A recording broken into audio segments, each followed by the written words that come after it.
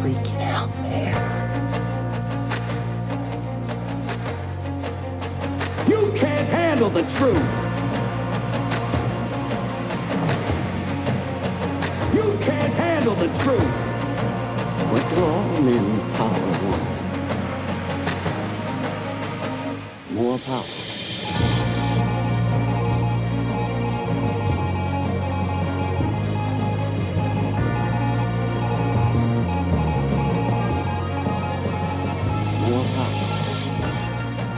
And now, broadcasting live from deep within the borders of occupied liberal territory known as California, Luca Zanna with Love, Guns, and Freedom. All systems go. Don't tread on us. We're not afraid. You work for us. We're not your slaves. Hello everybody, hi, this is Luca Zanna, you're listening to Love, Guns and Freedom on K-Talks 1340 AM.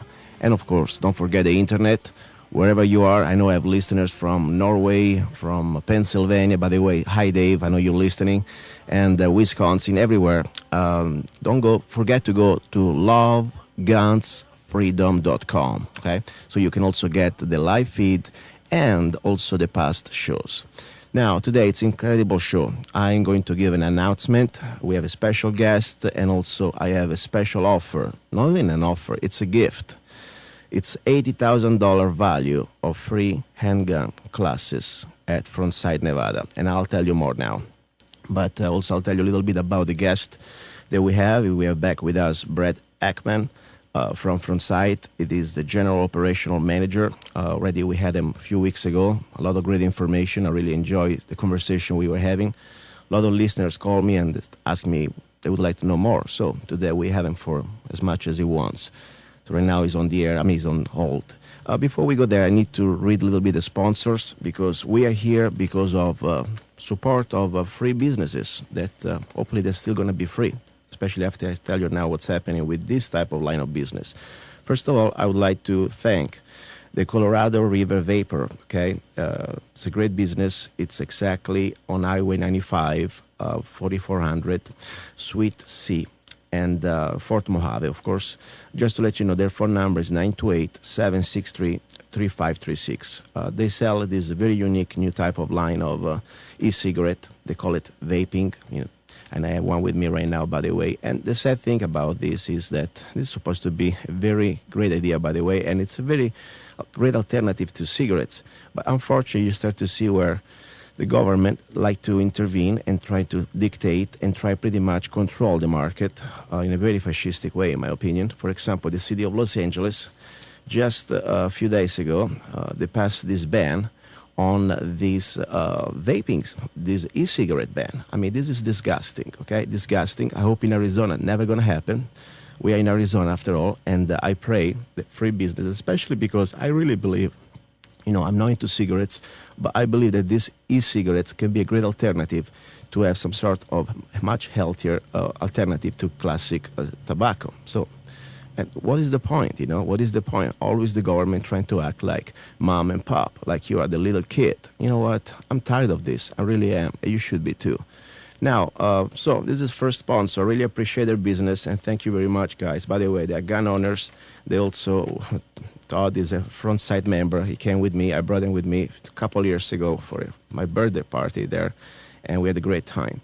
Anyway, then we have another great business with us. It's MP Gun Sales, okay? They are pretty much located just like about 100 yards from the Colorado River Vapor. And they're exactly on Highway 95, 4470. mpguns.com is their website. Their phone number is 444-5905. 444-5905. Ask for Neil. It's a great guy. They're very competent. I like that they don't just sell guns. They don't just sell guns, but also they give you great advices, and you have a great selection and great prices. So now let's try to get on the air my friend Brad Ackman.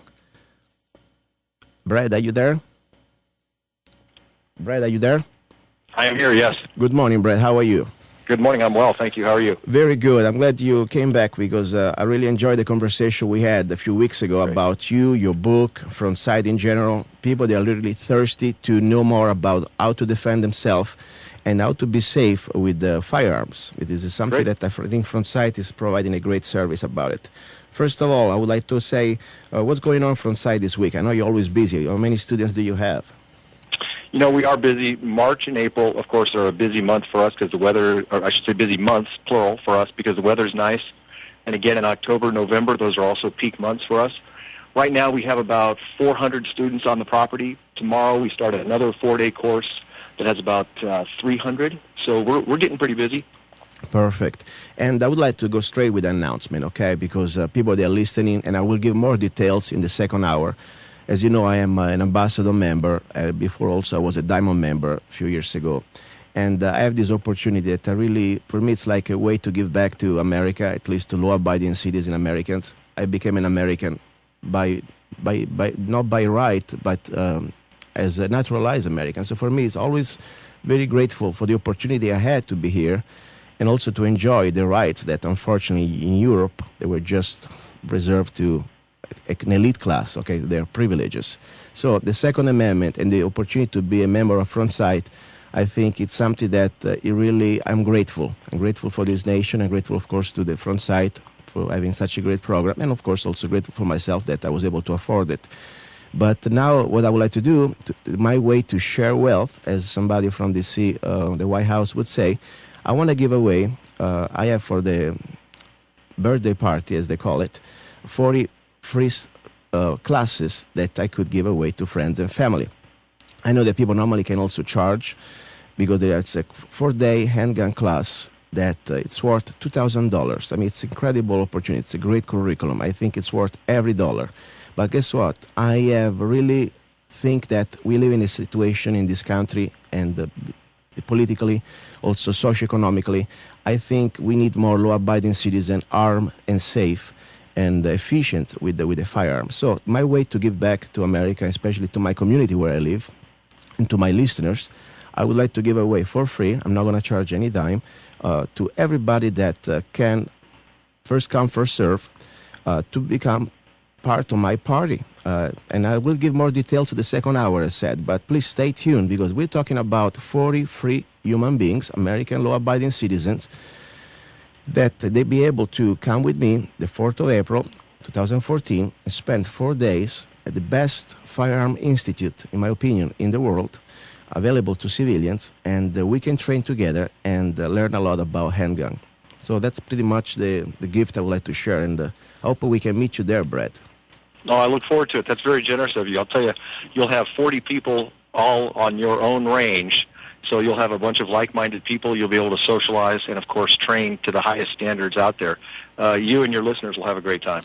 Exactly. And I say, this is something that, for me, I'm sure for every American it's a great opportunity. But for me, think about coming from a world like Italy that I was just reading today the news. I don't know if you read the news about this Armalite ad. I saw that, yes. They have this company, and I like to mention it, even it is not our sponsor. I think they deserve some help. Even they're a great company, they don't really need our help, but I think for what's going on right now, it's important to talk about it. Armalite, they have a new ad for the beautiful, I think it's a high-power rifle. It's a bolt-action rifle. I don't even know which caliber, but it's a bolt-action rifle. And they were using, as some sort of ad, this statue of David by Michelangelo holding the rifle. Now, the Italian government, the city of Florence, they're all bent out of shape, and they want to sue him, and they're claiming copyright over this piece of art.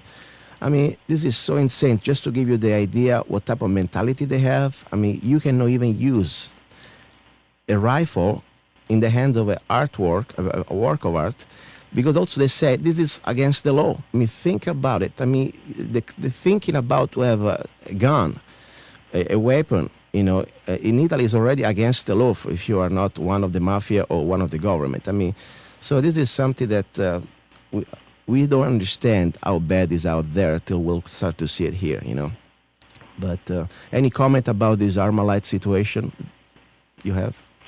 We have dealt with Armalite as a company quite often in the past. They've been a very good company. They make good products. I saw the ad online this morning. It's a very tasteful ad. Mm-hmm. It's for a 50 caliber bolt-action rifle. I thought it was clever. Of course, I'm not in the position to make some political commentary on it, but Yeah. I thought their advertisement was spot on. I don't see the need for a big uproar coming out of Italy. Yeah, and that's the point. It is they're trying to smash down, and I understand your position. On top, I'm not even a legal advisor because they start to claim now that they own copyright of every artwork from Italy. I mean, kind of insane thinking that I am a copyright artist. I mean, I'm a songwriter, and I know that after 50 years I'm dead, my copyright, they become public domain, okay? So I don't understand how they can claim copyright of something that was created more than 500 years ago. So we'll see. Hopefully Armalite, they're going to stand the line, see if they can, legally. Sure. But anyway, this is just the point. So I'm really grateful to be in America, and more important, I'm grateful to live in the state of Arizona that is still America. Before we go into Frontsight, Brad, I would like to talk a little bit, a couple news. Are you aware of what's going on in Connecticut right now? I'm not sure what you're referring to. Talking about Connecticut, the registration and all these things happening with the gun registration and the letters that people are receiving in their home, that pretty much they must turn the guns in now. Right. I've heard of it, but I have not followed it closely. Yeah. Anyway, I understand Frontsight, I am you are my, let's say, technical guest, okay? And I am mostly commentary that I go also into political part. I will touch that in the second hour a little better, but the bottom line is people wake up because what's happening in Connecticut with this gun registration and now also gun confiscation is just a warm-up. I mean, we need to practice our Second Amendment, but also we need to practice it politically and try to be involved because we don't want to come to the point that will come to our doors. Otherwise, we already lost there. So that's what I would like to say. Let's start to talk a little bit about now you, Brad. Last time we were talking about your book, first of all, and I know that you have a lot of interesting stories that pretty much all the years that you spent behind the lines at Frontsight, you met a lot of interesting characters and type of human beings. And Right. Tell me a little bit more about your book and maybe a couple of stories that you can share with our listeners. Sure. I've been in the firearms industry for about 3 decades now in various capacities. Of course, I've been with Frontsight from the very beginning, which was back in April of 1996. So I've seen all sorts of things from all sorts of perspectives, and that has really been a very fertile hunting ground for humorous stories. I've written lots of technical manuals, training manuals, that sort of thing, and I really didn't want to do any more of that. What I wanted to do was try to assemble a package of funny stories, of interesting, humorous, human life type of stories. And of course, it's a very rife location with hundreds and hundreds of people coming through our facility each day. Not only students, but also staff. So it is really a collection of humorous stories. That's the goal of the book, is to make people laugh. Not necessarily training, but just to put a smile on their faces. Any special episode or something very interesting that worth to share with our listeners? Oh, sure. There's many, many chapters. One that stands out was a time when we were looking for new staff. We're always looking for new staff as we continue to grow. And we put advertisements in various papers across the West. We had them, of course, in Las Vegas, Los Angeles, even up in Salt Lake City. And we put one in the local Pahrump newspaper, the Pahrump Valley Times. And it was just a want ad, kind of a classified ad, looking for instructors. It went on in a little bit of detail about what we're looking for. And it had my cell phone as the contact information, as the contact phone. So I was receiving all kinds of phone calls from all kinds of people looking for employment. Some of them qualified, and of course, some of them not. And some of the most ridiculous conversations I have ever had in my life came from that classified ad. And, I mean, people were telling me things like, my house arrest is just about up. I think this is going to work out perfectly. Oh, my God. Or, I used to have a felony conviction, but, man, that was a long time ago. I'm sure it's gone by now. Things like that, I couldn't believe it. I mean, of course, that's a nice conversation to have right off the bat because I can put them in the appropriate column. they're not going to be coming out to Frontsight to be considered for employment, obviously. Probably not even for a class, because I know No, you're not even as a student. That's exactly. correct. I'm very, you're very strict, and I like that. There is a great background check, and that's also would like to remind to the listeners that they're going to be lucky, and to my friends, they're going to be like the lucky ones to come to Frontsight for my birthday party for the free 4 days handgun class. There's nothing to pay, but you have to take care of one thing. It's called a background check with Frontsight, because the point is, Frontsight wants to be sure that they are not training people that are supposed not to be allowed by law, and also morally, it's not just by the law to have guns. So all you have to do is going to be, I think it's $50 for the background check that will send directly to Frontsight with the application. And I think this is a must, because we want to have law-abiding citizens armed. We don't want to have felons, or we want to have, like, especially people And that... just one additional point on that, Luca. Yes. We don't only run background checks on students. We run it on our staff once a year. So we have a staff of about 200 people, and we run everybody through a background check once a year. So we make no assumptions. Everybody gets checked. I think it's great. And I tell you, as I said, I remind the listeners, I'm not getting paid by Frontsight. I do this because I believe that right now, this school has proven that it's been very efficient and very effective in spreading, first of all, gun safety. That's number one thing. I really think is the most important thing. We want to be looking like what we are, law-abiding citizens, that also we are responsible. And also I believe that the culture, the gun culture, is something that is in danger. And the only way to get more people involved is to practice it. It's not just talking about it. So, and by the way, from the practical aspect, I'm so impressed that they can have this school as a curriculum.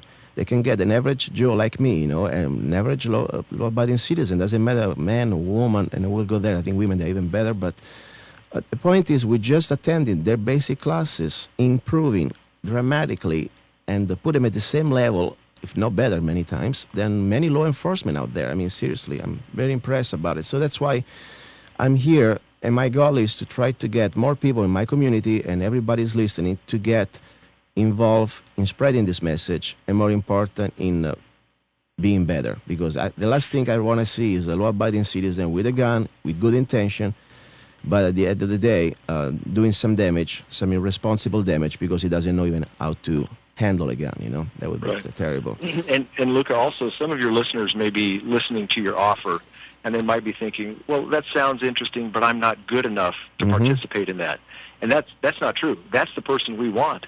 Let's get all of those people who are brand new to the gun culture, who really are not very well trained. Yes. That's the person we want. That is our market. That's Frontsight's goal, is to reach mainstream America, that 95% of the gun-owning population. If somebody's listening right now and they're feeling like maybe they're not up to this course, not true. The course is specifically geared towards you. Well, frankly, it's geared towards anybody. We will make anybody better, regardless of where they start, but we definitely cater to the new shooter.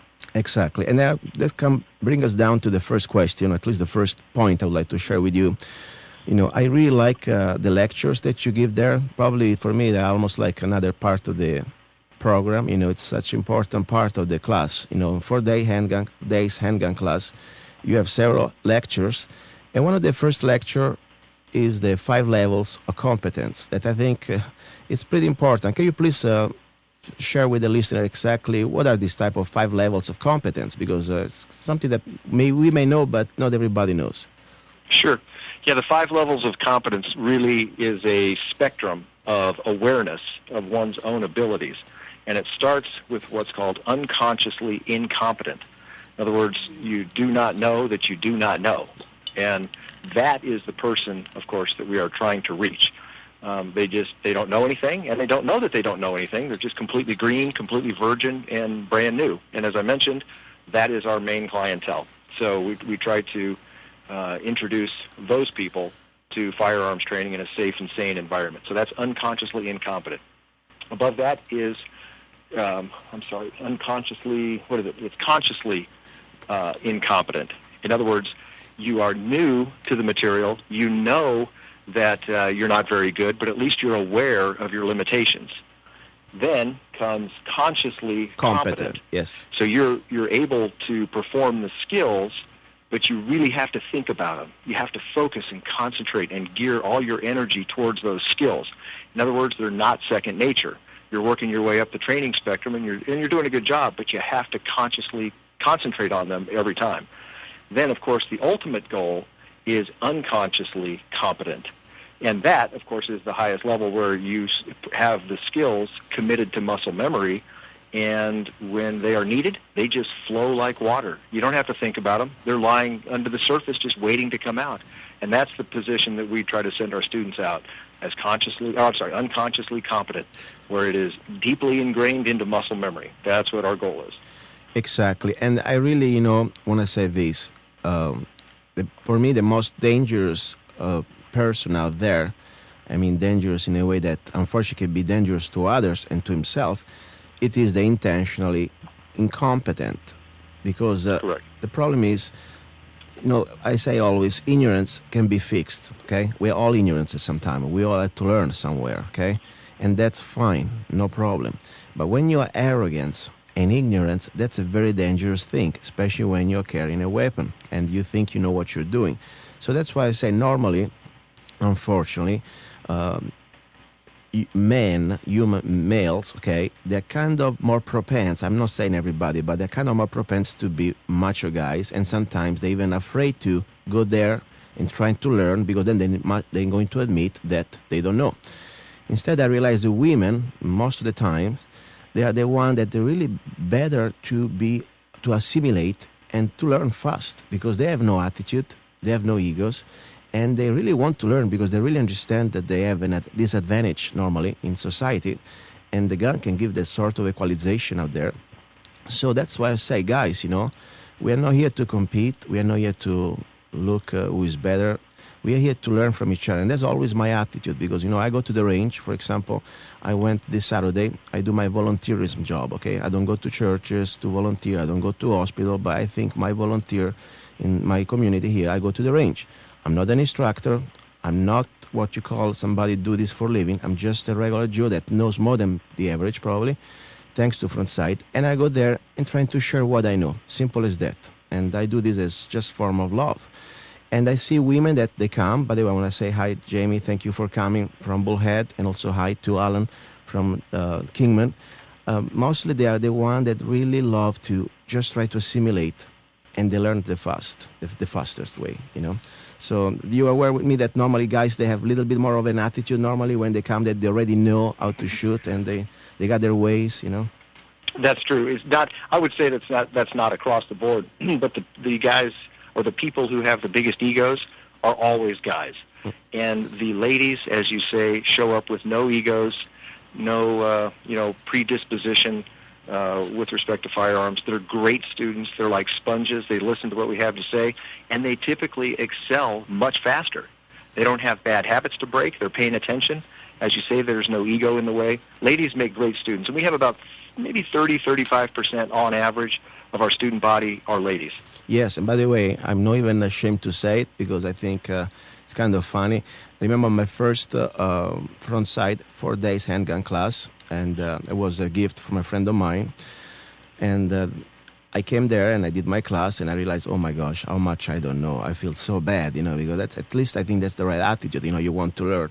And then it was so funny at the end that we had the last day, we have the little competition between students, little fun thing, And I got pretty beaten up by a lady.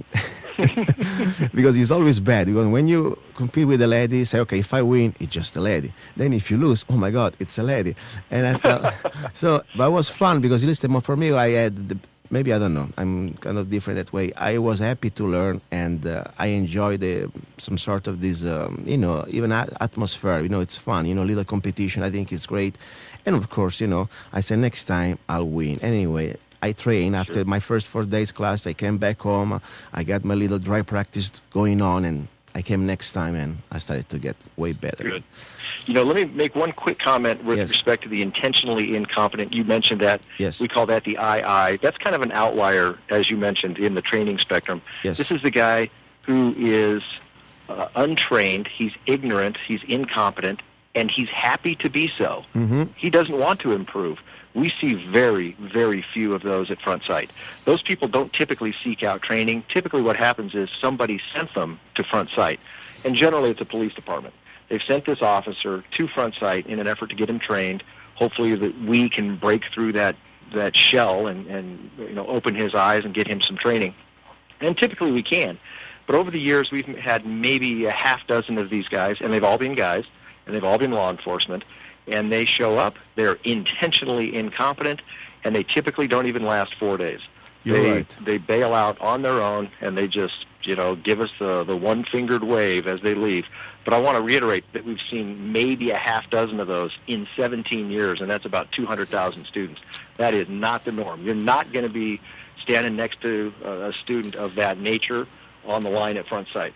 All of our folks at Frontsight are there because they want to be there. They've taken time, vacation.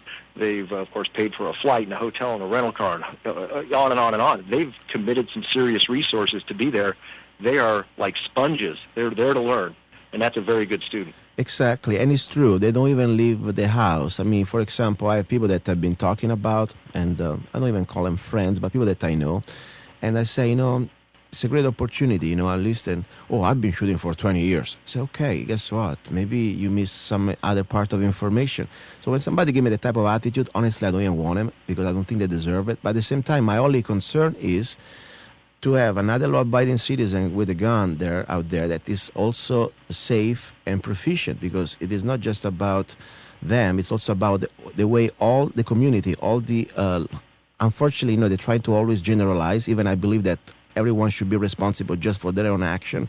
But when you have somebody, for example, that goes to a gun show and he forgets to check the chamber in the shotgun and he shoots somebody else, we're all going to look bad, okay? Right. So that's why I think it's my mission, at least try to do what I can as a regular guy here in my community to say, with freedom comes responsibility. As a gun owners, we should have a higher standard than the average citizen. So we should train, okay? I don't care if you want to go to Frontsight or go to somebody else, but at least try to learn. Don't be a jerk. Don't be a know-it-all, okay? And that's why I really got turned off. When I see people like that, I say, okay, whatever, But, right. But anyway, listen, another thing about the classes, because as I said, the 4 days handgun class is not just about shooting. It's also about some different part of curriculum that you must attend as these classes, lectures. There is one thing that I really was so impressed the first time I came there to the first class. It was the moral and ethical decision on the use of deadly force. That, of course, we're not going to go through all this right now because it would take too much. But just, and we're not even trying to give legal advices because on top every state had different laws. But as a general, universal, justifiable, rule, when is justifiable to use deadly force, in your opinion? Well, there is a long discussion, of course, that we go through that tries to answer that question. So this is not something that you can boil down into a single sentence. Yes. But if you had to just put it into bullet points, there is a universal standard that we describe, and it's not state-specific. It's not some legislative code or anything like that. It's just a universal standard that takes into account society's ethics, your personal morals, and also what the bad guy is doing. Under what circumstances should you be shooting, or what circumstances should you be simply walking away? So we go through lots of discussion, lots of scenarios, but the bad guy must display 3 things: ability, opportunity, and intent before you are justified in using deadly force. In our discussion, before you're justified in shooting him. Ability, of course, is the weapon. Might be a gun, might be a knife, might be the bumper of his car. That's the ability to do you harm. Opportunity is his distance from you with respect to the type of weapon that he has. For example, if he's got a gun, he's got the opportunity at just about any distance. If he's got a baseball bat, then he's got to get pretty close.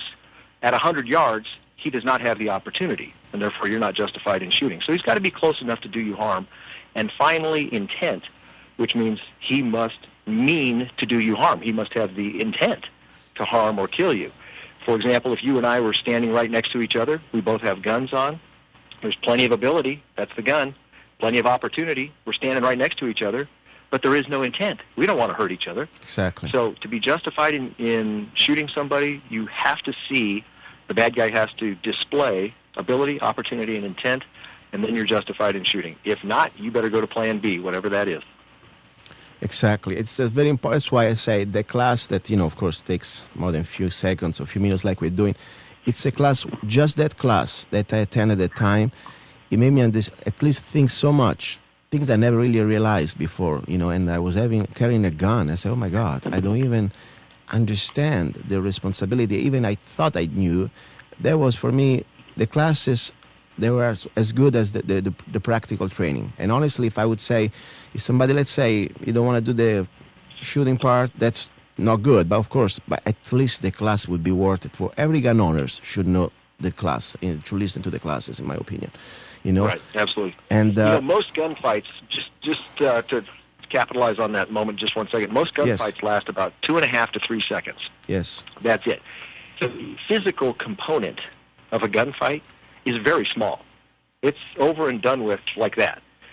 So you have to have the skill, and it has to be ingrained into muscle memory. You don't have time to think about these things. But really, the gunfight's over pretty fast. What you really need is the mental awareness. You need to see the fight coming. You need to see the problem brewing so you can get away. You can maximize your distance. You can get cover or concealment. You can bark out some verbal challenges. All of these things that lead up to, that are the preamble to the gunfight, are just as important, if not more so, than the ability to focus on the front sight and gently press the trigger. Because if you're paying attention, you probably won't have to press the trigger. Exactly.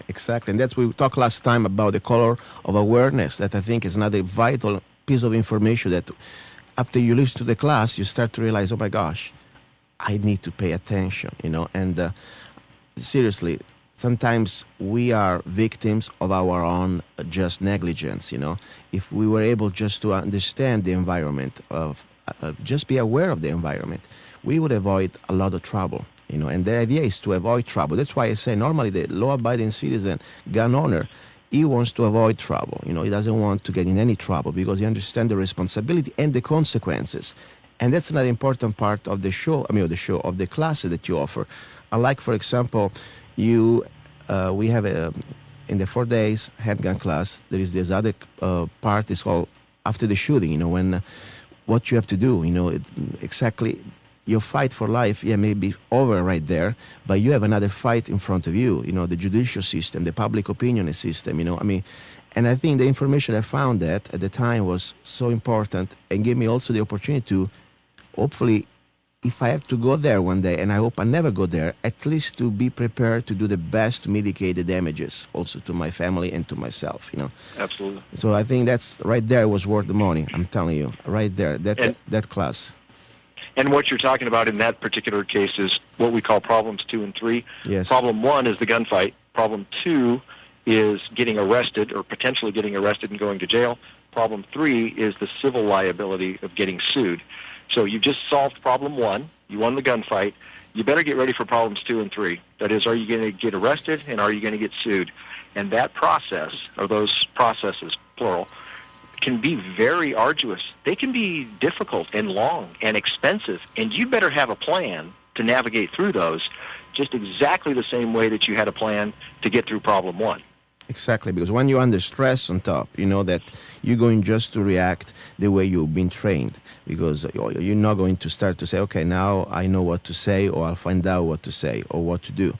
So I think it's important to train and visualize things before and rehearse them and practice them. And it's not just the shooting part, as you said. It's also, what if I have to face the after situation, like dealing with the police or dealing with the media and everything else, So I think that was so important.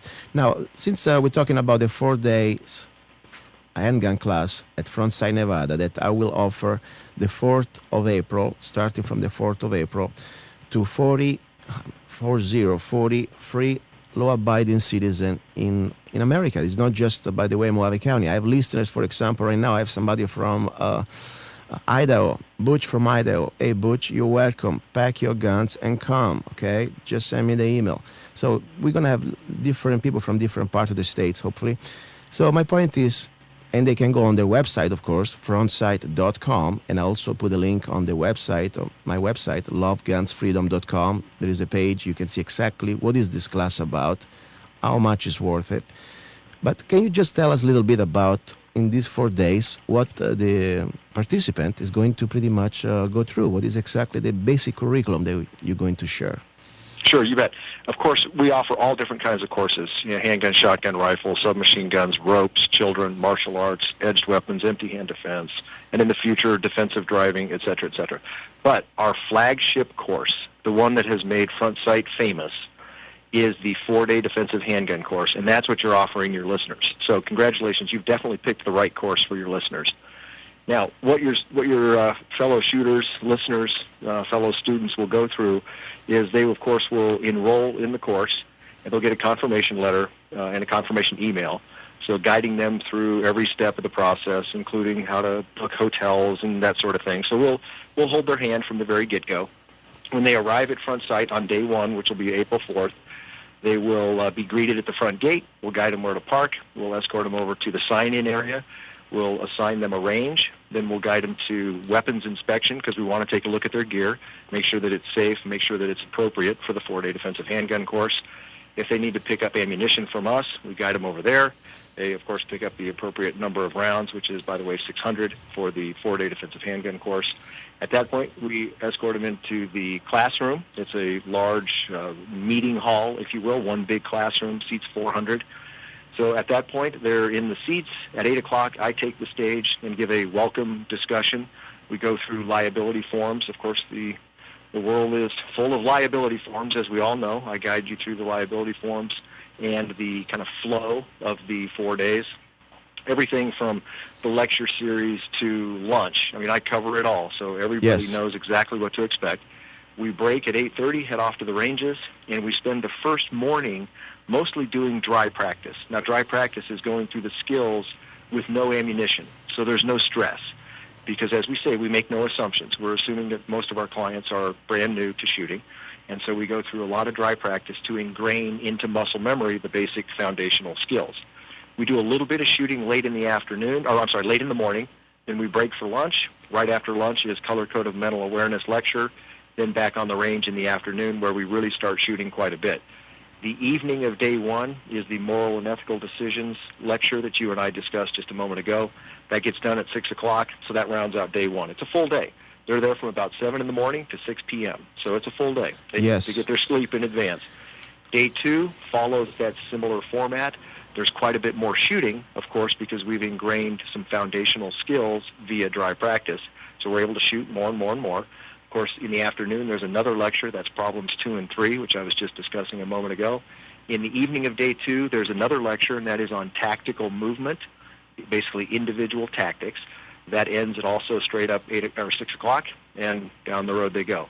So that's the end of day 2. Day 3, we get into some dry practice of tactics, just some basic footwork and movement, clearing corners, clearing doors, that sort of thing. We do a live fire tactical scenario where they actually put those skills to use with live guns and live ammunition against photographic targets, pictures of good guys and bad guys. So there's a decision-making process there. They need to identify the target and then, of course, react accordingly. And then we get back out on the ranges. We do a bunch of additional skills. For example, malfunctions, reloads, multiple targets, failure to stop. And that is essentially if you've shot a guy in the chest and it didn't work, perhaps he's wearing body armor, then you better have Plan B. Plan B is what we call failure to stop, and we go through the options of that. The shooting really picks up on day 3. Of course, the repetition that is gained through lots of rounds going down range is invaluable. I mean, you definitely need to shoot in combination with dry practice. So day 3 is a big day in terms of shooting. Day 4, they come back and more practice on the range, and the day culminates with a skills test. That is what some people would call a qualification course. It's basically a 25-round course of fire that we score, we grade, and we, of course, break them down into appropriate categories. There's 3 of them. The best is called Distinguished Graduate. That's for the people who shoot the very best. Next is Graduate, and then finally Certificate of Achievement, which is the baseline certificate. Now, some people don't want to participate in the qualification course or what we call the skills test, and that's totally fine. It's not a mandatory exercise. But we do use that as a filter, if you will, a prerequisite for more advanced training. For example, if a student wants to go into advanced tactical handgun or something along those lines, they need to receive a distinguished graduate on the skills test. So that's why, in part, why we administer that test, but also because it's a stressful thing. Everybody wants to do well on the test, whether that's algebra or four-day defensive handgun. Everybody wants to do well on the test, and you pile on stress on yourself. And, overcoming that stress is key because, of course, gunfights are stressful things. And the more you practice under stress, the better you're going to be when it happens for real. That's one of the primary reasons that we do a qualification course, in addition to the prerequisites. Exactly. And at the end of that, we're done for the 4 days, shake hands, bid everybody farewell, and off they go. And, of course, we hope to see them back. In fact, most of our students do come back repeatedly. We see the same faces many, many times because our students leave, much like you described, they leave knowing that they still have some work to do. They need to come back and polish those skills. So we see the same people back repeatedly until they get to the point where they're satisfied with their skill set. And frankly, it's a perishable skill. People should come back every 6 months or at least every year to polish those skills because if you don't, you're not going to have them when you need them. It's a perishable skill set.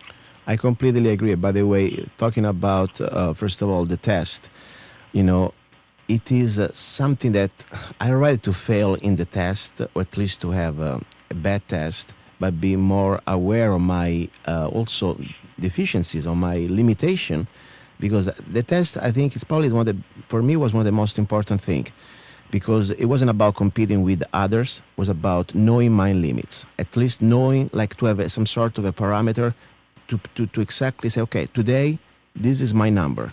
And I know from now it's a journey. And that's the way I look at this, was like an interior journey to almost try to improve my human skills as body and mind, because it's all a connection. It's not just the body, it's also your brain trying to synchronize with your body.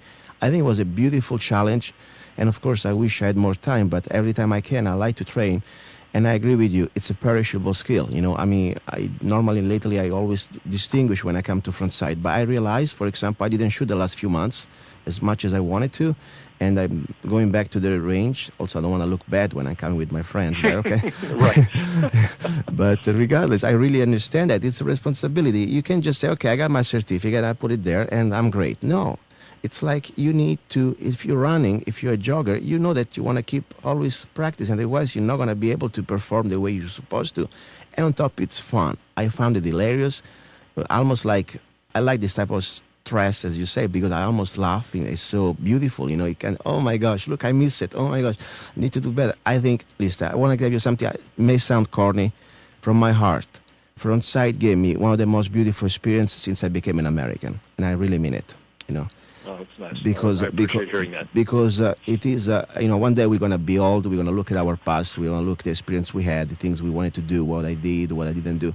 And the time, the hours they spent with like-minded people and the instructors and the education that I have received, coming from a place, as I say, in Italy, that you cannot get this education. Look, you can even have a freaking advertisement with a ancient statue holding a rifle, for God's sake, okay? Think about what they think if a law-abiding citizen would have the right to keep and bear arms and practice with arms. They would freak out. So for me, coming from the type of mindset and being here without having any type of, special pass from government, it's not like, oh my gosh, I'm work for the agency. I'm a regular guy. I working man, okay? And I can be there, able to afford it. It's still affordable, and training and do the things I wanted to do since I was a child. I mean, this is beautiful, beautiful, beautiful. And many times I slept outside the school, even in the winter time. I remember February, I slept in the back of my truck, in the sleeping bag, was snowing, and I was having fun. I know people think I'm crazy, but for me it was the best time of my life, and I said, oh my God, this is really great, and I can get all the guns I want. I live in Arizona, and I can practice with all the guns I want. I mean, people say, you know what do you want from life? I'm happy. I'm already happy. I live still in the best state of the world, and I have the chance to train at Frontsight. I don't want fancy cars. I don't need fancy clothes. I don't need fancy things. I already have my things I wanted, and I'm a happy man, and I thank you for that, partially for that too. So. Right, excellent. Well, just so your listeners know, it will not be snowing on April 4th. No, It'll be gorgeous weather. It'll be probably high in the mid-70s. It's the ideal time to be here. I know. That's why I picked that, because I understand not everybody's so masochist like I am. So I'm trying to avoid to scare them out with the terrible weather. By the way, my other class that really was kind of harsh was, I think, July. The first few days of July, I know it was night, but still was kind of hot. But it's great. This day, you got to train in situations normally are uncomfortable, because I don't think you're going to decide the day when you're going to, if you have to defend your life, I try to practice in things that I know I don't like to do, But I have another thing, by the way, Butch from Idaho. Butch, it's you I'm talking about. I know you like the Second Amendment. You're a great patriot. And I know it's kind of not that close, but guess what? You can do it. Butch from Parma, Idaho. Pack your gun and come, please. You're going to have fun together, okay? And then I have also David from Pennsylvania, Pittsburgh. I know that you're a new gun owner. So it is great. You must spread this virus of freedom and marksmanship in your area of Pittsburgh. So you come here, get a free class on me, and guess what? You're going to come back at the range. You're going to show that you train at Frontsight, David. Come on, don't be shy. So listen, we got a few more minutes before we go into the break. And I wanted just to say one thing before we go ahead. We're talking about tunnel vision, the after-action drills, because something that normally when you go on any range in the public world, you never seen doing anything like that. They don't even know what it is. After-action what? Drill. Right. Can you say a little bit about this, please? Sure. In a high-stress situation, in our case, we're talking about gunfighting, the adrenaline surge will be significant, and there's all sorts of deleterious effects that come with that adrenaline. One of them, of course, is shaking, right? You get the shaking hands and the dry mouth and the sweats, these sort of things. But the ones that really affect you in gunfighting is tunnel vision. In other words, the peripheral vision really just goes away, and you're looking straight ahead. It's kind of like looking through a couple of paper towel tubes. What you see out in front of you is in perfect focus, but there's no peripheral vision. And you need to understand that, because if there's a bad guy standing to your side, you're never going to see him until he hits you over the head with a brick. So what we do is take that into account. We're not going to mitigate that effect. We're not going to eliminate it. It exists because it's adrenaline, but we understand it, and we're going to take it into account. So we do something we call the after-action drills. The action, of course, was the gunfight. The after-action drills is preparation for the next gunfight. Hopefully there isn't one, but if he's got a buddy, you better be ready, because you're about to, get into a second gunfight. So you use that tunnel vision, or at least acknowledge that it exists, and you look side to side. And it's a very regimented protocol, so you can find the next adversary if he's out there. And again, we take one additional step, literally. We take a step to one side or the other to do a couple of things. One, it gets you moving. So if the guy is physically attacking you from straight on, you move to the side. That gives you an advantage. But it also simulates moving to cover or concealment. Now, on the range, you don't fire a shot and then run off to cover, because that'd be chaos. It'd be pandemonium on the range. But taking a step gets you in the mindset of movement, whether, again, that's just moving offline of the attack or simulating moving to cover. So just because you fired the shot doesn't mean the fight's over. It just means you've had your turn, and you better be ready for whatever's coming next. That's what we call the after-action drills. Perfect. Listen, we're almost close to the hour. I want to leave you with one thing. First of all, thank you again. Can you please say again the website or where people can buy your book? That I think it's a great thing to have. Yeah, absolutely, and I appreciate the plug. The website is bradackman.com. So it's Brad, B-R-A-D, Ackman, A-C-K-M-A-N, bradackman.com. And there's the current book, and I'm almost done with book number 2, which is full of anecdotes and lots of color photographs. Be a couple months till I'm done with that one, but it's almost ready to go as well. Brad, before we finish, we're almost there for the first hour, and then I have to go into more political things that I will spare you, since we keep it simple. Frontsight is about training. It's about educating people. But this is something about Brad Ackman, the human being, the American, not Frontsight. It's a question that you don't have to answer, of course. You still have a Fifth Amendment, especially in this radio. Maybe not with IRS or other agencies, but yes, we believe in Fifth Amendment and all Bill of Rights here. Brad, as a human being, as an American, and a resident of whatever state you are, I think you're a Nevada resident? Yes, Nevada. if one day you are faced to pretty much decide, like in Connecticut right now, or like in other states happening in New York, that you must register your gun or even turn your gun in, what would you do? Well, here's the thing, I would comply with the law. Okay, however, there are ways to purchase existing guns which are not registered, have never been registered, and that is still a legal purchase. Okay. You understand what I'm saying? So there are ways to purchase guns that are totally viable, totally legal, legal to own, but they have no paper trail. And I'm not necessarily suggesting that one seek that out, but I know a lot of people do, because it allows them to own a perfectly legal gun without having a big paper trail. So it's not either or, as you suggest. I think there are alternatives. There's some middle ground in there where people feel comfortable. They want to own a gun and not have a paper trail. That can still be done. Brad, if you are listening to the second hour, I will give you my answer. I'm going to be a little less halfway. I believe in one thing, that the moment that they want to register, get my gun, my God-given right, I'm sorry. I'm not for violence, but I will not comply. Because the point that you start to hide your rights or start to at least apologize for your rights, and I'm not saying that you're wrong, I'm saying you're doing what you think is right for you. For me, I know that after they have the type of power, the moral stand to think that they're in the law, we are done. They will start with 10 rounds magazine, then they will go with 8, then they will go with probably single shot black powder like they have in Australia. But this is probably going to be the topic of the second hour. Thank you, Brad Ackman from Frontsight. I'll be in touch with you, and I'll see you hopefully the 4th of April. Absolutely. Thank you, Luke, and I look forward to seeing all of your listeners as well at Frontsight. Thank you. I appreciate your help, what you're doing for us. Thanks. Yes, sir. Thank you. All right, and bye-bye. Okay, and this was Frontsight, ready for the ads. Talk to you later. Stay tuned.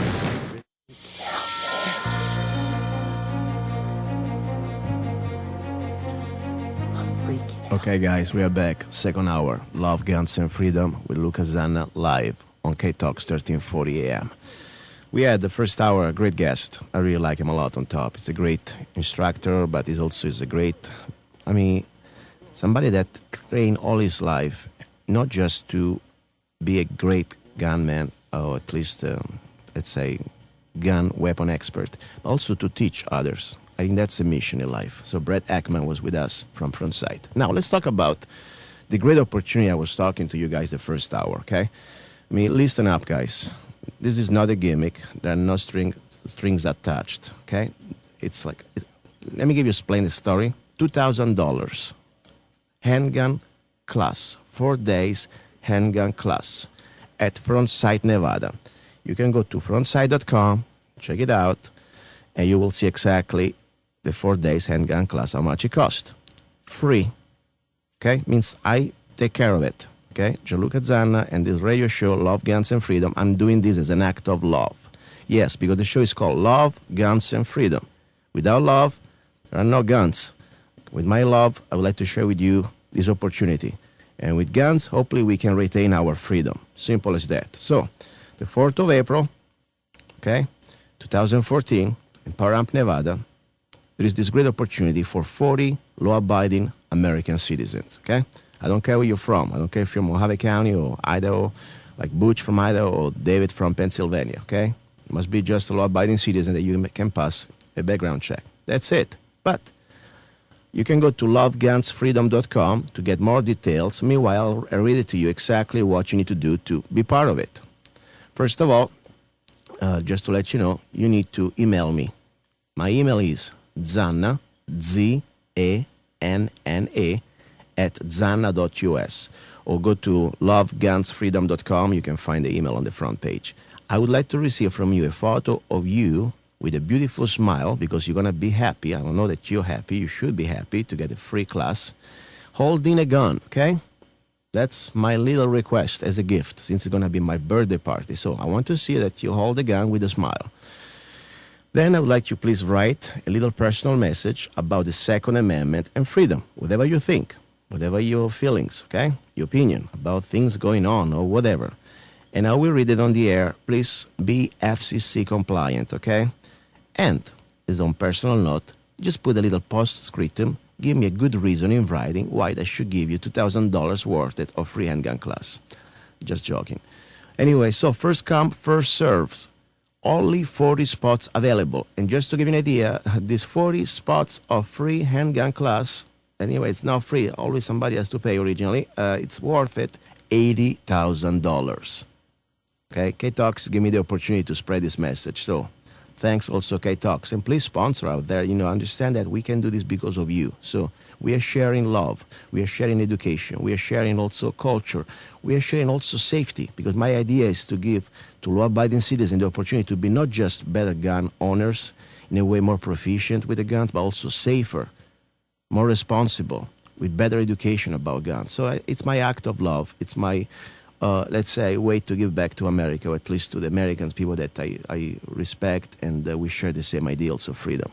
So anyway, this was pretty much about the story. Now, I would like to remind also, I will take some calls. Normally, we're always busy with guests. And let me give you the phone number again, 1-800-842-1340. I'll say again, 800-842-1340. Well, let's try to call regardless Second Amendment, or at least the things we were talking about. But if you have any special important news you would like to share, you're welcome to call, okay? Now, I would like also to go back to the fact that I believe that it's our duty as law-abiding citizens, gun owners, to try to fight this battle of the ideas, also just with facts, because we can go out there, we can talk, we can share our opinions about, for example, the Second Amendment, about the rights, and all the things that happen into this country. But sometimes I realize that, especially when it comes down to the Second Amendment, one of the best way to try to spread this beautiful freedom virus. It's a virus of freedom. It's okay. It's an important thing to spread with people.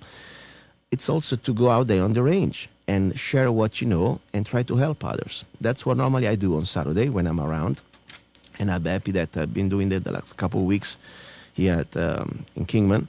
And for example, we have an example. There is a lady that came from New Jersey, and her name is Jamie. And, coming from New Jersey, you understand that you're a limited type of citizen. You don't have the rights we have here in Arizona. So the first thing she did, she became an Arizona citizen. She got her ID and everything else. Now she's already training. She got her gun. And that's the type of people we want. We want to help everybody, but we also want to have more people like that come into our state to join us, to become part of this freedom movement, okay? And I also want to say thank to Alan. Alan, that I know is a journalist. I won't say his last name, but I know he's listening, a journalist from Kingman. And I like that because I want to have people, especially people that think about it. If you're a journalist, you live trying to pretty much expressing your First Amendment. And unfortunately, very well, sometimes you may have people that don't agree with you. And disagreeing is fine.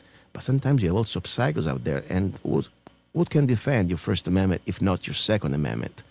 You're not going to be able to walk around with the police always behind you. So I encourage, for example, to come to my class, my free 4 days handgun class, all members of the media. I hope journalists, I hope radio people. I mean, guys, we don't need to agree. We need to agree on just one thing, that we have a Bill of Rights. And that's all we want to do. We want to be law-abiding citizens ready to defend our rights. Now, today I want to read a little bit about some news, okay? Because unfortunately, things are happening in America right now. We're not exactly living anymore in Kansas anymore, like that movie that they were saying. Look what's happening right now in Connecticut. I mean, this is serious. I'm sure you already heard about it.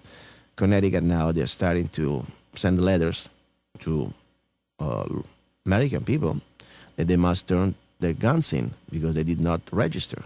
And I have a problem already with registration. And as I said before in other shows, I should maybe read it to you again, just in case you're a new listener. My pledge to America and to my fellow Americans, I won't comply with any gun registration, with any type of gun confiscation, period. I'm not even going to try to find the loopholes. This is my right. I'm not shy about it. I'm not a lawbreaker. You are the traders. Okay, so I'm not going to put my guns on the ground or trying to play games. No, I'm here and I stand the line. I also am aware that maybe I'm not seeing the end of it, but at the same time, I have dignity. As a new American, I'm not going to be here like your slave. I'm not going to surrender my rights. Okay? So this is the short version of my pledge. And if you're curious, you can read it on lovegunsfreedom.com, my pledge to Americans, to my fellow Americans. Let's see, there's somebody's calling. Let's go ahead. Caller, are you there? Hello? Hi, Luca. Who is calling? This is Ron O'Donnell out here in beautiful, sunny Southern California desert. Hi, Ron. How you doing, man? What's going on with you? I'm doing good, and I've been watching your post, and the last one that you did Yes. was the greatest you've done. Which one? Just the one I got this morning.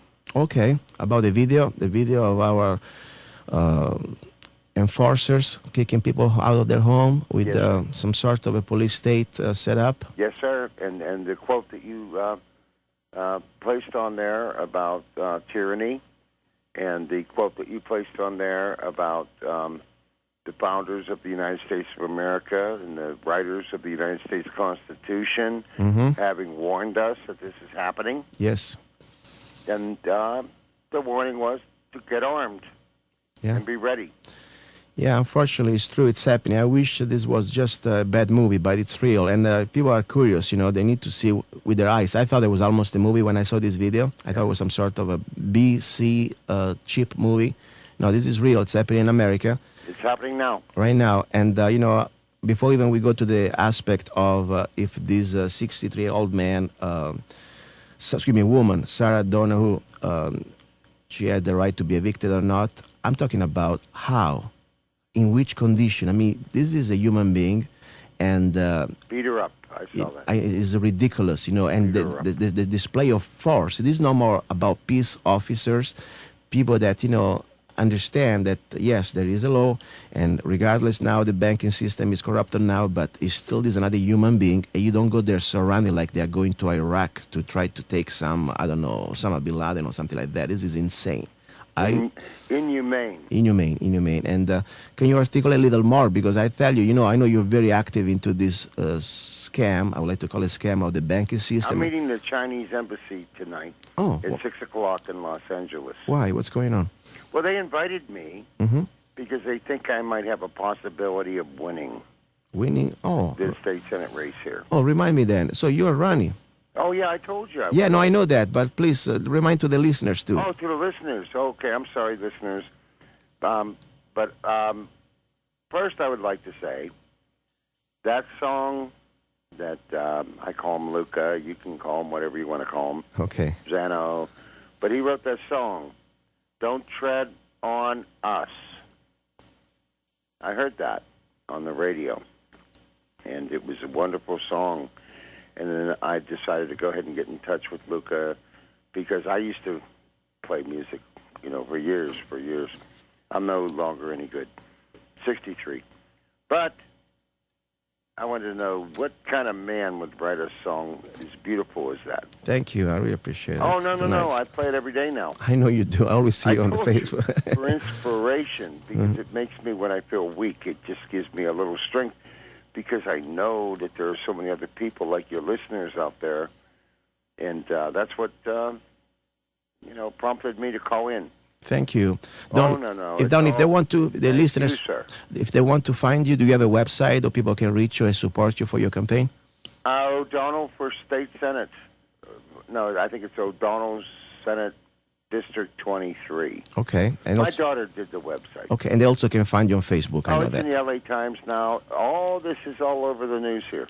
Perfect. Listen, Don, I have a song for you. Guess what? I'm going to play this song for you. I want to hear it. I love your music. I dedicate it to you. Don't tread on us. Thank you, Don. Stay tuned. Play it? Yeah, right now. Then I'm already here. Thank you. See you later, my friend. Thank God you. bless you. Thank you. Let's play it. Here we go. Don't tread on us.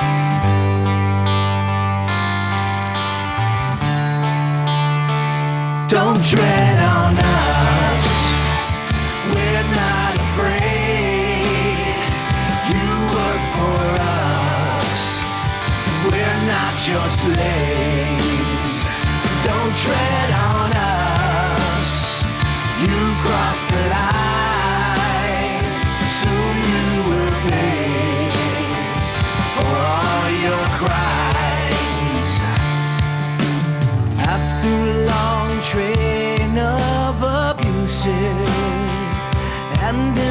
anticipation. Now we've lost our patience. Yeah, you're trying to kill our constitution, to kill our pride. Now the wood is dry. Yeah. Don't tread on us. We're not afraid. You work for us. We're not your slaves. Don't tread on us. You crossed the line. Soon you will pay for all your crimes. You keep on pushing us into desperation. You'll only fuel our determination. Yeah, it's been way too long since the last time. 1776. Now we're done with your tricks. Don't tread on us. Don't tread on us. We're not afraid. You work for us. We're not your slaves. Don't tread on us. You crossed the line. Soon you will pay for all your crimes. Don't tread on us. Don't tread on us.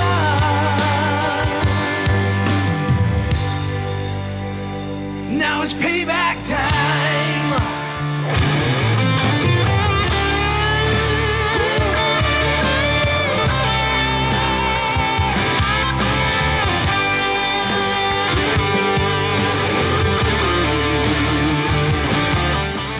And this was Don't Tread on Us by myself, Luca Zanna, music and lyrics.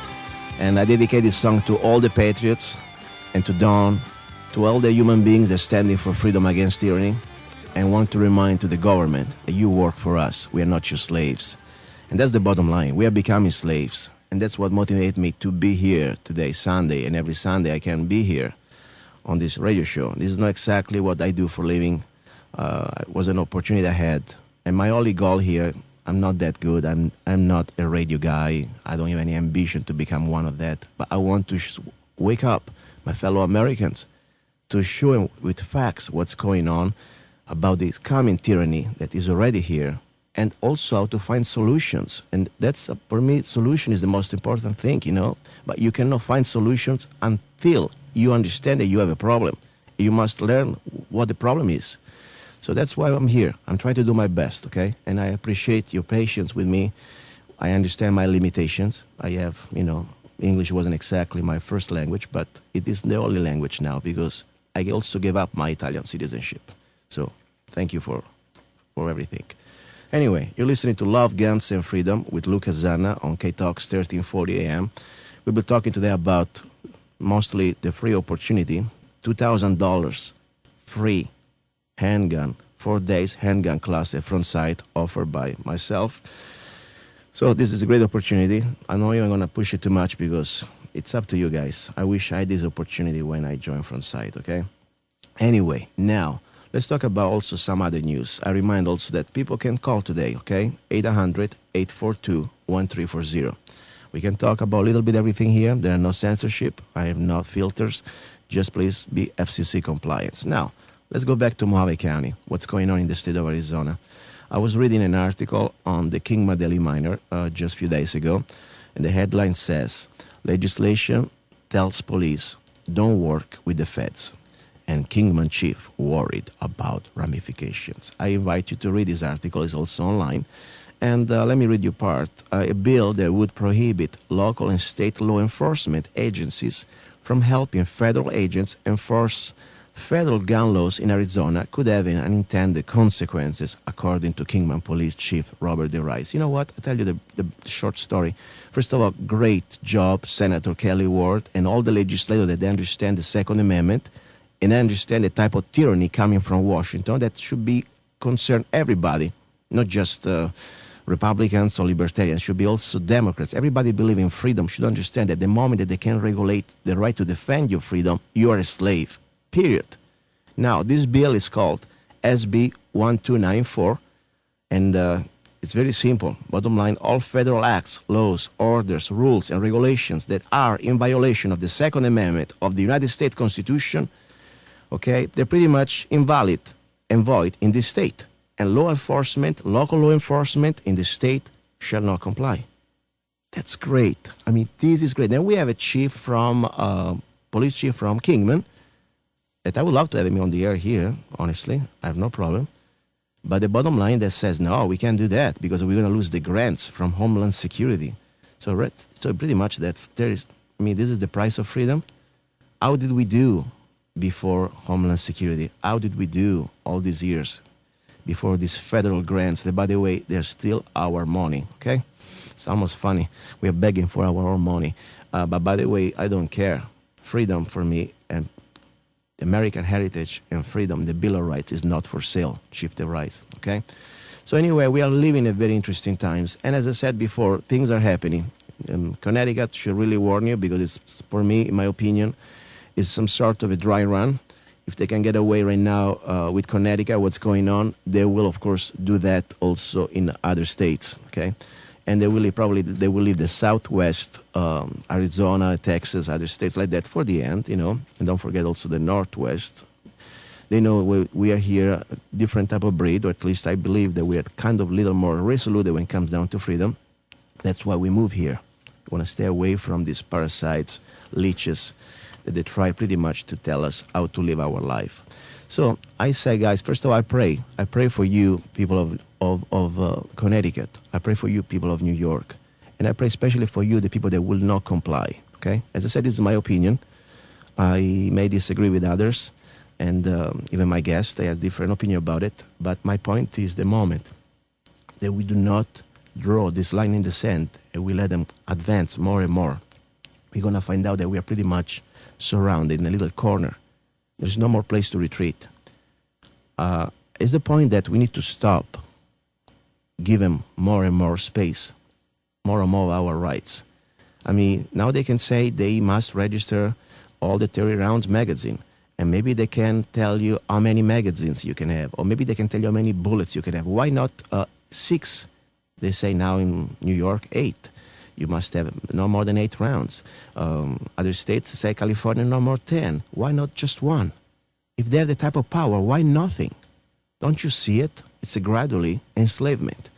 And I'm not saying this is something like this is serious. This is unfortunately, it's happening right now. And remember something, it's 300 million of us. Okay, let's forget the illegal aliens. Let's forget the zombies. Let's forget kids and people that are too old. But let's put even just 30 million people. Look, it's us. It's America. We have rights. We're not apologetic about it. We're not going to hide it. We're not going to try to be afraid of it. We are here. We stand the line.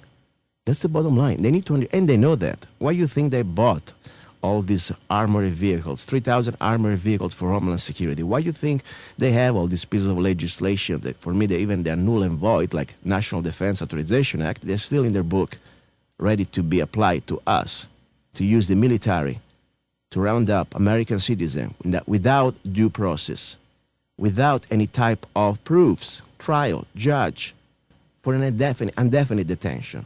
Why do you think they have, I don't know, many billions of rounds, all a point for Homeland Security? Because they are preparing for the final takeover. And when they start to say, all guns must be confiscated, and don't tell me cannot happen here, look what happened in Katrina, there was another dry run, we better start to have a plan. We better start to have some training. We better start to have some will, because mindset, is the most important weapon. I can train you with a gun. I can train you with a rifle. That can be done. That's the easy part. But your soul, your determination, your love for freedom, is something that nobody can tell you. You must find in yourself. That's why this show is called Love, Guns, and Freedom. It all starts with love, in my opinion. Guns is just an accessory. It's just an extension of your soul, extension of your will to be free, to defend good. That's the way I look at things, guys. And that's all I want to say. But there are a lot of news happening right now. So I say one good news about this bill from sponsor Arizona Senator Kelly Ward. By the way, she was my guest, and I'm very proud of it, even if I don't agree on everything, just because of this bill. Normally, I don't endorse anybody, but I tell you, I will vote you the next election. I'll give you also some money, okay? So great job, Senator Kelly Ward, and shame on you, Chief Robert DeVright from KPD. Start to sound like more Gestapo to me, seriously. I may just start to shop to Bullhead. I don't know, maybe it's better, hopefully. But for sure, I don't like this attitude from Kingman Police. Anyway, so that's my point, guys, okay? We got to stick together. We got to help each other. We don't need to agree on everything. I want to involve, especially the other side, or what they call the other side. Sometimes we know even there is no side. There is just freedom or tyranny, especially the Democrats, you know. We are trained to be separated. I would like to engage in a constructive and positive dialogue, talking about basic rights, you know, even the Second Amendment with the Democrats, you know. We don't need to agree on everything. Of course, we have different philosophy when it comes down to social and economic point of views, and we can resolve that, hopefully. But before, we need to defend our Bill of Rights. The moment that we have no more Second Amendment, we all going to be enslaved. That's what I'm trying to say now, you know. That's why I like to, by the way, I hope among the people, the lucky people that will attend my free 4 days handgun class, I would like to get maybe some legislators that they are also, or people that they're in government, or people that they're just, normally they don't like guns. I don't want to preach to the choirs. I want to get other people and see that a law-abiding citizen with a gun is the most valuable asset for society. Okay? I trust more a law-abiding citizen with a gun, unfortunately, in these days, after I read the news, than many people with the badges and the uniform. And don't get me wrong, there are a lot of good people out there, but read what's going on. Read what's going on. They forgot, they work for the people. They forgot they took an oath to uphold the Constitution and the Bill of Rights. They forgot they're supposed to be peace officers, not law enforcement. I call it law enforcement, I'm sorry, but can't resist that. Yes, the moment that you get your black mask, your black helmet, and you get the type of Gestapo attitude, and I'm sorry, they're training you like that. This is no more the 50s. This is no more about the peace officer, the policemen in the community that are going around. Now, most of them, they are federal trained. And we know what's happening. It's a federal takeover. So it's part of the plan. I pray to the listeners that are in law enforcement, to the police, to the military, that they took an oath. They understand what's going on. I know there are a lot of good people out there. You know, in your heart, you were ready to die for this country and for this republic and for the Bill of Rights and Constitution. Now, unfortunately, we are coming to a point that you need to start to really draw the line, like we are drawing the line, to start to show that your allegiance, it is not to a man or to just a government that can be corrupted, but to an ideal freedom, to our republic and our Constitution Bill of Rights, as us, the American people. Okay, that's for me the most important thing. That's why I pray every night that police, peace officers, sheriff deputies, they understand what's going on. They educate themselves. They have family too. They have sons, daughters. We live in the same world. We live in the same America. And the last thing they want is to allow such act of tyrannies engulfing us and strangling us day by day. And now it's coming down to a point, it's becoming physical. Look what's happening go to Facebook, my Facebook page, and you will see that video I post about this woman being evicted with I don't know how many dozens of armed people in completely with the gear, like, even if you look at war movies. Let's say there is an eviction. Come on. It's insane. This is all a dry run. This is all a training. It's all some sort of preparation of what's coming. Anyway, let's read a little bit about more news, because today I would like to talk pretty much about things. Normally I have no time, It's about news. It's about what's going on, keeping ourselves informed. First of all, we have some good news, as I said, in the state of Arizona with Kelly Ward.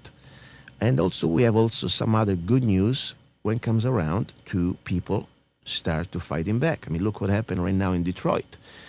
Detroit people start to defend themselves so much that the police chief cheers on unarmed citizens. It's a great article about that, People, they start to understand that they cannot always rely on the government help. And there's no way it's going to happen. Another thing, for example, another thing happening in another state, Idaho. Idaho lawmakers, okay, guns on college campuses. I mean, we almost made it here in Arizona a few years ago. Of course, Senator Brewer vetoed it, okay? I mean, talking about funny, actors in politics. Yes, Governor Brewer, you are a phony. You are a clown, in my opinion. You are just an actress. You are a puppet of Obama. You go around with that finger trying to do the show for the photo op. By the end of the day, when it comes down to crucial bills, you sell us out day after day, starting from Common Core, starting from this expansion, Medicaid expansion, and of course, Second Amendment, you just vote when it's necessary. So anyway, this bill is pretty good. Idaho lawmakers, okay, guns on college campuses. Great job, guys. I mean, I'm sorry. The best thing to do to stop a crazy person with a gun is to have a good person with a gun, hopefully trained. So that's the great news about that. And I have a song that I never played. I have a new CD, of course, Love, Guns, and Freedom is also the name of the show. And by the way, I appreciate your help. The show is also because I'm here, and also I'm here because people support, sponsors, and also people that support my music. So I appreciate this completely. People can download any of my songs. They can go to zanna.us or even to lovegunsfreedom.com. And you can download any of my songs for just 99 cents, okay? Or you can get a new album. And just to let you know, the song I'm going to play right now is called Come and Take It. And I would like to dedicate this song to the patriots that will completely refuse to comply with tyranny in the state of Connecticut or any other state when we have to face such really serious situation. So Come and Take It from my new CD, Love, Guns, and Freedom, music and lyrics by Gianluca Zanna, and I appreciate your support.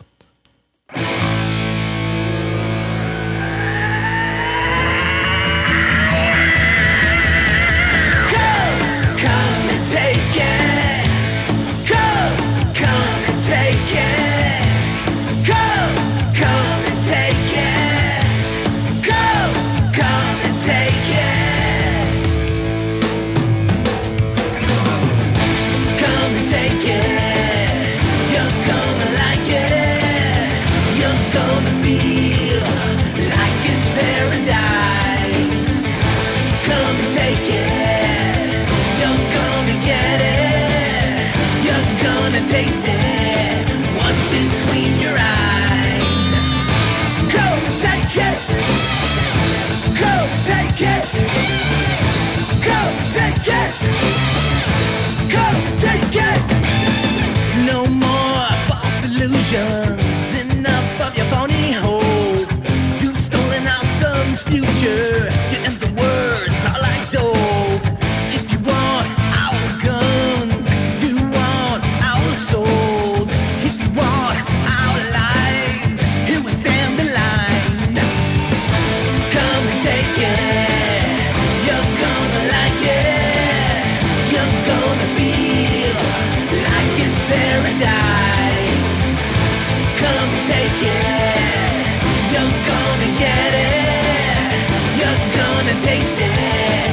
One between your eyes. Come and take it. Go take it. Go take it. Go take it. No more tears, no more fears. Let's have our lives real. Now time to fight. And freedom may never die. Come and take it. You're gonna like it. You're gonna feel like it's paradise. Come and take it. You're gonna get it. You're gonna taste it. One between your eyes. Come and take it. Come and take it. Come and take it. Come and take it. Come and take it. Come and take it. Come and take it. Come on and take it.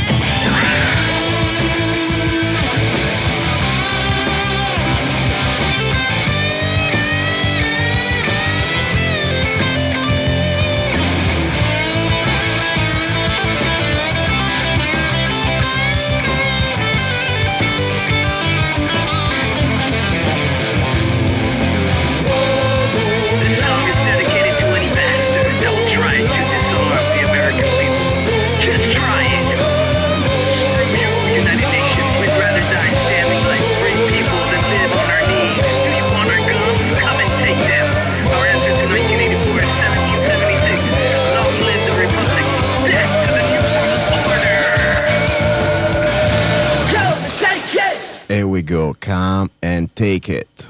And I was going to say another word, but I'll stop there. Yes, this song is by me, Luca Zanna. You can find it on Amazon, iTunes, everywhere. And I say to all the patriots, people that understand what's going on and believe in the rights, keep a bare arm. I appreciate your support. You can download it for 99 cents. You can also get it for free on YouTube, okay? So don't get me wrong. But after you purchase it, if you purchase it, I really pray that you can share it with as many people as possible. I know you want to get paid. Just use it. Video clip, everything you can. Because the idea here is we need to try to diffuse this situation. You know, I am all for peace. And unfortunately, sometimes you can stop an aggressor only if you have a more aggressive stand. If you look like you're a victim, if you look like you're a coward, the wolf or even the nasty dog is going to jump on you. If you show that you're not afraid and you have nothing more to lose, sometimes you may just diffuse it. I don't know. But I have no choice. I have to do it. I mean, as I said, I didn't come all the way to America from Italy, become an American and become a citizen of the state of Arizona to coward, because I was a slave enough in Italy. I had no rights. In this country, I know we have rights. The government doesn't give us these rights. That's the experiment, the only place in the world. And now they're trying to tell us that they can pretty much regulate our rights. I don't think so. I don't think you can regulate my First Amendment. I don't think you should regulate the right to keep and bear arms. Shall not be infringed. Simple as that. Simple as that. Of course, we have some situations, I understand. But the point is now what they're trying to do here, it is not just like denying the guns to, you know, people that, of course, criminals or other things, or when you go in some sort of a building like could be a judicial building, court system. I'm talking about law-abiding citizens. They're going to become felons automatically just because of a stroke of the ink, just because some bureaucrat and politicians sit together and decided now, because you have a magazine with more than 10 rounds, you are a bad person. Like now, you have a rifle that pretty much has the feature, ecstatic features. Not even talking about, they don't even know what they're talking about. Assault weapon. Today I was listening to NPR. I'm sorry, by accident. Kind of, I can't believe it. The station, we give them tax dollar. Anyway, they're talking about this news, about this ad from this Armalite company that were using, as I said before, the statue of David, a feature with holding a bolt action 50 caliber.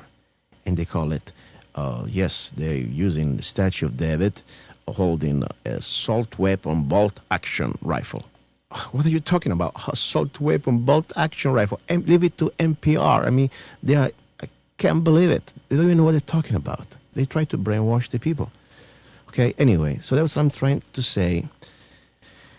This is really serious. So it's coming, it's happening right now. So this song I wrote, you can use it, you can share it on YouTube. Just credit my name, I appreciate it. And I hope we can diffuse it. The point when they see we are resoluted, we have a line in the sand. I mean, I'm a regular guy, okay? I'm not Rambo. I didn't join any special forces. I work for a living. I enjoy peace. I enjoy life. And I would like to be like that till I die. Hopefully I can die in my bed. I pray, with friends around, okay? But guess what? If they put me in a situation that I need to decide if I want to submit as a slave and give my rights away or die, I'd rather die right now. Don't get me wrong. I don't want to die, but I have no choice. I cannot live the rest of my life thinking that I'm their slave. Simple as that. I have some dignity too. So when they understand that, it is not just me, because think about it. I was even born here. My family didn't fight the revolution or some other wars. I'm just a former immigrant. But I'm pretty solid about that. I'm saying screw you. You want my guns? You gotta kill me first. Simple as that. You want my rights? You're not gonna shut me up. You're not going to shut me up. I'm gonna speak. That's why I like this station. As much we don't agree on everything, we have freedom of speech in this station. I support this station because of that. And that's the beautiful thing of free media, the way it should be. We still have a First Amendment. Let's use it. So now my point is, we got to start to tell them, come and take it. like there are many other patriots. I see in Connecticut, there are some YouTube, law-abiding citizens, veterans. People say, you know what?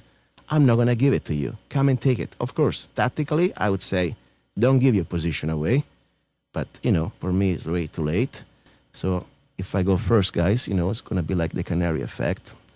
Something's happening, but that's okay. I enjoy life. I had the best years of my life since I came to this country. And I pray I'm going to have more years. But if the moment that we are facing of this tyranny called fascism, corporate takeover from this globalist, no, I'm not going to comply. Tell you right now. And whoever's listening to the show in the next few years, if I'm not going to be around, I say, please do your part. Stand for freedom. Be a good person. I'm not encouraging anybody in any act of violence. I just say stand for freedom. Don't be afraid. Don't comply. Civil disobedience is the first step. When you do civil disobedience, holding a rifle in your holster or in your sling, I think that's even more effective, in my opinion. Anyway, guys, we're getting there. Today's a different show. Normally, I always have guests, and we talk a lot, and I try to gather information. Today, it's just a little bit about my feelings, my opinions, and also your opinion. And don't forget the free 4 days handgun class at Frontsight. $2,000 worth it. Offered by my good heart, okay? I could sell this for a few $100s and make a bunch of money. I give it for free. That's it. And it's my birthday. I don't even want a gift. I mean, if you want to give me a gift, that's great. Especially in ammunition, I always appreciate it. But guess what? You don't even have to do it. Just come. Just enjoy it. Just learn and share. That's the thing I demand, if I could demand something. Whatever you learn, when you come back in your community, in your family, share it. Share the safety.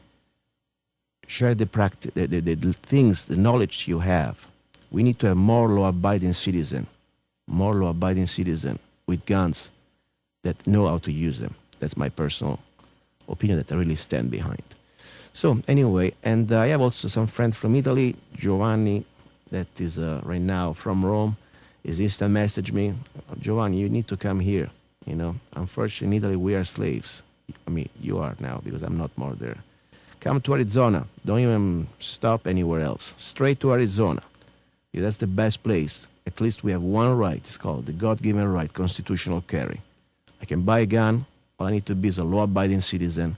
I don't even need to ask for the permit, because I give you the permit to exist, government. That's the way I look at this. Okay? You don't regulate permit for what? It's my right. And that's the way it should be. We used to have open carry, and that was great. And I think now it's even better that we have constitutional carry, so you can conceal your gun without a permit.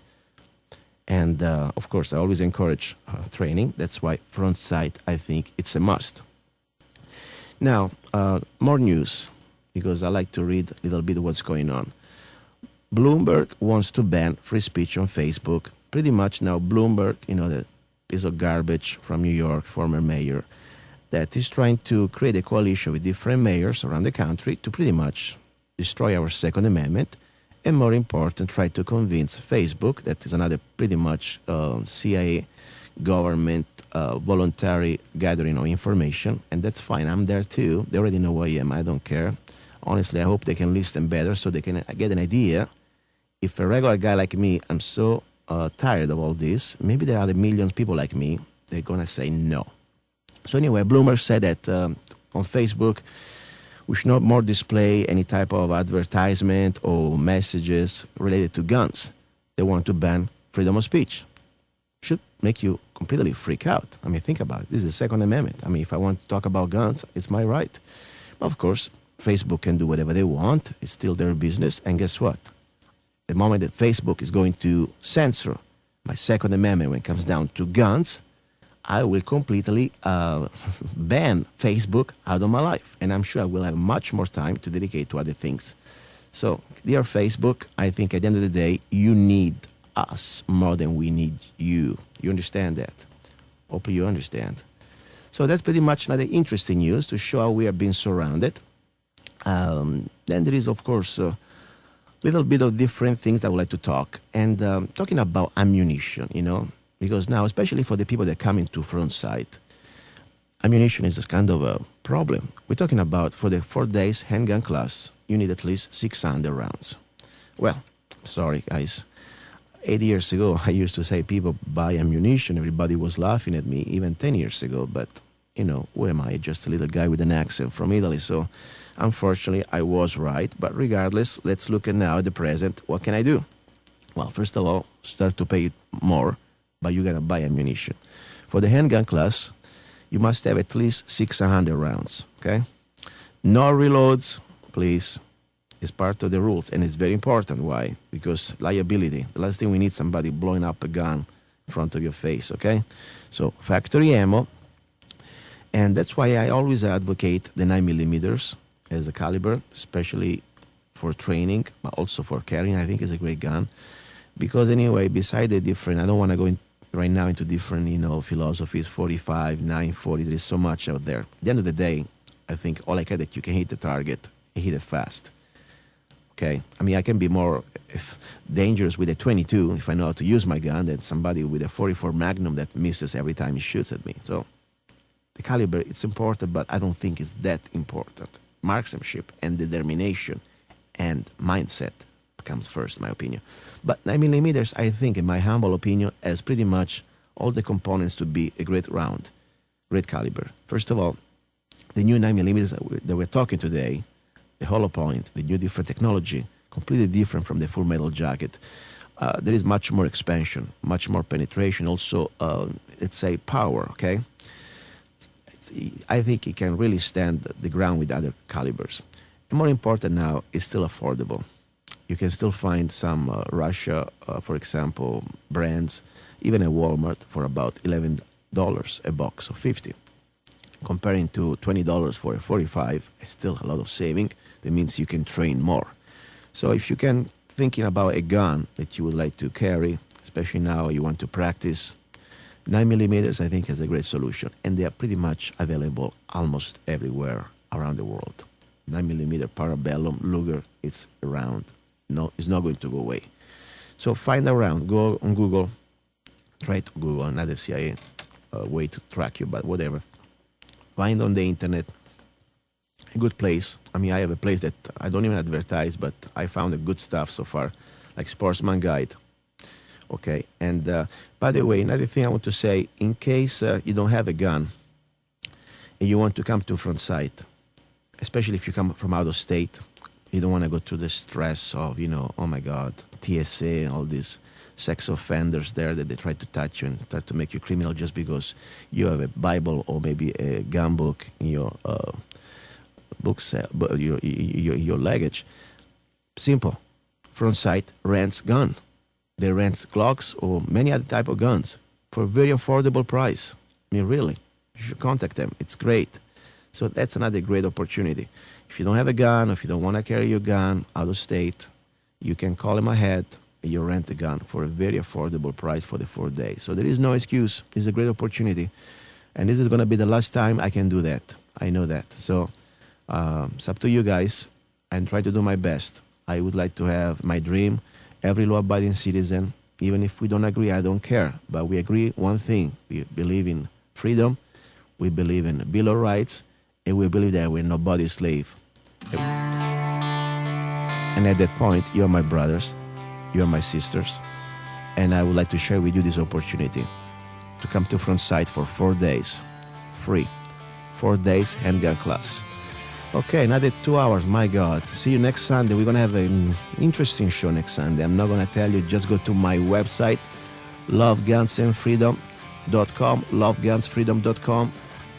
By the way, if you want to contact me for the class, go to lovegunsfreedom.com. You will see the email. Thank you very much for listening. This was Luca Zanna on K-Talks, 1340 AM. Ciao.